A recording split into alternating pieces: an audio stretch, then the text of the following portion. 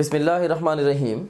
We are going to start off our discussion with our next subsection, which is about circulatory disorders. I would like to ask few questions from you at this stage.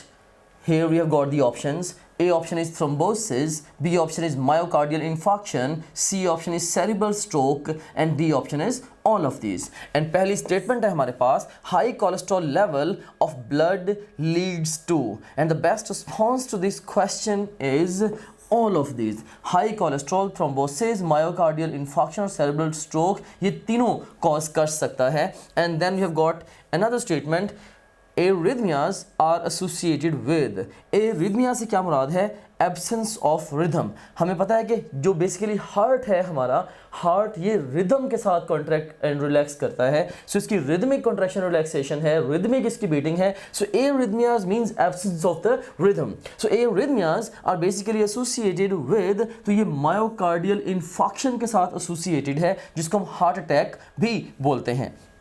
Another statement, angioplasty is used in the treatment of, and the best response to this question is angioplasty भी basically हम myocardial infarction ही की treatment में use करते हैं. So best response would be beta for this statement even.